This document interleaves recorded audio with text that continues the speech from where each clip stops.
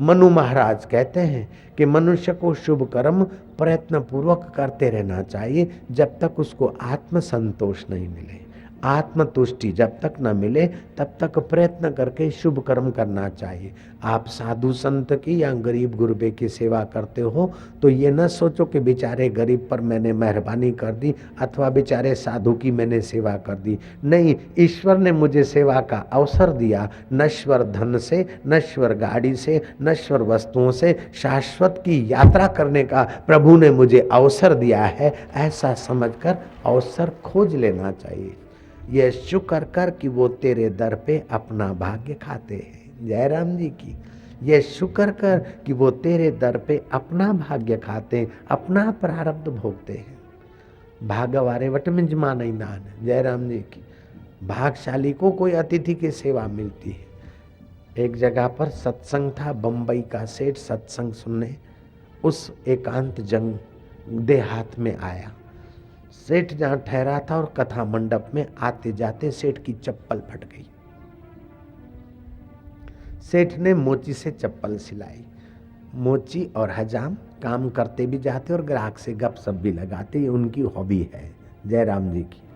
हजाम चुपचाप नहीं करेगा, कुछ न कुछ बात शुरू कर देगा, और मोची भी। मोची ने पूछा, सेठ आप कहां से आए? सेठ ने कहा, भाई बड़े सिटी बंबई में रहते, वहाँ तो ताज़ा दूध भी नहीं मिलता, ताज़ी हवा भी नहीं मिलती, ताज़ा पानी भी नहीं मिलता, सब फिल्टर बिल्टर बासी बासी। यहाँ तो ताज़ी हवा, ताज़ा दूध, ताज़ा पानी और ताज़े में ताज़ा करने वाला भगवान का ज्ञान मिलता है। इसलिए मैंने बंबई की बजाय इस देहात में खुली हवा में मंडप बना है, वहाँ कथा सुनने के लिए मैं आया हूँ। मोची के आंखों से पानी टपकने लगा। मोची आंसू पहुँचते पहुँचते मोची कहता है कि सेठ जी मैं बड़ा अभागा हूँ। जब पोस्टर पड़े तो मैंने सोचा कि संत का दर्शन करने जाऊंगा, 2 वचन सुनूंगा, अपने कान पावन करूंगा, 4 कदम चल के जाऊंगा, अपना पैर पावन करूंगा। लेकिन मुझ अभागे ने, ये कथा का अब दूसरा तीसरा दिन ही है, आज तक मैं कथा में नहीं जा सका और जाऊंगा भी नहीं। मैं तो जाऊं, मैं तो भूखा रह सकता हूँ, मेरी पत्नी और बच्चे तो भूखे रख सकते हैं, लेकिन मेरी दादी माँ है, मेरा पिताजी है, मेरा दादा है, वे भूख नहीं निकाल सकते। मैं अगर कथा सुनने जाऊंगा तो मेरा फुटपाथ का दुकान एक दिन मुझे बंद करना पड़ेगा, इसलिए मैं कथा नहीं सुन सकता हूँ। सेठ का हृदय पिघला। मोची ने चप्पल सी डाली। सेठ ने 50 पैसे का काम था, 10 रुपये की नोट थमाई। मोची बोलता है, सेठ 10 रुपया तो क्या, मैं 10 पैसा भी नहीं लूँगा, इतनी सेवा आप मेरी स्वीकार करो। सेठ बोलता है, तू पागल तो नहीं हुआ? मैं तुझ गरीब मोची के 50 पैसे क्यों रखूँगा? तेरा दान का मैं क्यों लूँगा? मेरा मूलजी जेठा मार्केट में बहुत सारी दुकानें हैं, मेरा फाइनेंस का धंधा है, सीए है, पढ़े हुए लड़के मेरे पास 25-25 हज़ार रुपये की नौकरी करते, 25-30 हज़ार रुपये के तो नौकर पगार लेने वाले मेरे पास हैं। मैं तू चप्पल सीए और तेरे 50 पैसे तेरे दान में मैं क्यों लूँगा?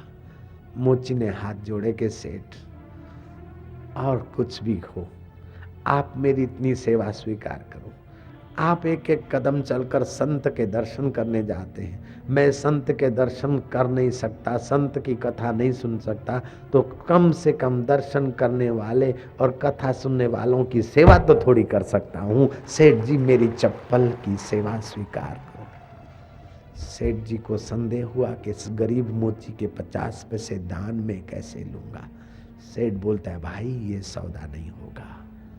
मोची कहता है कि सेठ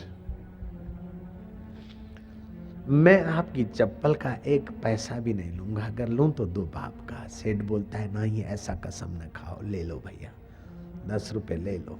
10 पैसे भी नहीं, 10 पाई भी नहीं लूंगा। सेठ का और मोची का मधुर झगड़ा हो गया।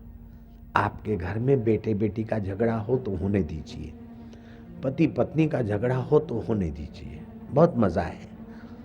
सासू बहू का झगड़ा हो तो होने दीजिए, लेकिन झगड़े का तरीका बदल दीजिए। घर में कोई चीज आए तो बड़ा भाई के नहीं छोटा पहले ले खाए, और छोटा के नहीं बड़े को भोग लगे, ऐसा झगड़ा हो। जयराम जी की बहू कह के नहीं मेरे सासू जी के लिए होना चाहिए, सासू कहे नहीं मैंने तो बहुत भोगा है, मेरी बहू रानी के लिए कपड़ा होना चाहिए। देरानी कह के नहीं जेठानी के लिए करो, जेठानी बोले नहीं नहीं पहले मेरी देरानी को मिले इतना भोग।